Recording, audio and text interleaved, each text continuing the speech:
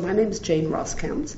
I work at the University of British Columbia in Vancouver, Canada, and I'm part of a greater group that I collaborate with that work on different aspects of regeneration.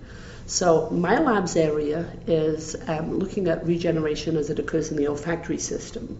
And in the past, one of the things we focused on is a specialized cell called olfactory and sheathing cells. And we've worked with groups in Canada and a number of other groups we've met through the Christopher Reeve Foundation that we've now collaborated with to look at different tracts in the spinal cord and how they respond to olfactory and sheathing cells when we transplant them. And what we found is a variety of responses that happen both at the level of tracts that regenerate to different degrees and local cells, and how olfactory and sheathing cells can change how they modulate a lesion environment in the acute and chronic settings.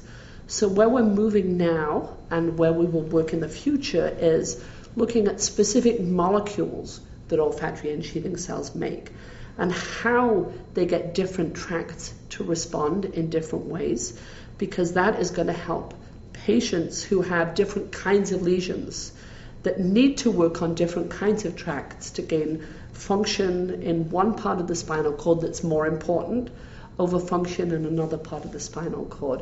So much of that work can now be done in our own lab because of expertise that we've gained, in part because of the funding that we've received from the Christopher Reeve Foundation, because Christopher and Dana Reeve Foundation now, but also in part because of the collaborators that we still have. We've worked with Oz Stewart, Mark Tazinski, and Jerry Silver. These are all people that I didn't collaborate with until I came to the first Christopher Reeve Foundation annual general meeting.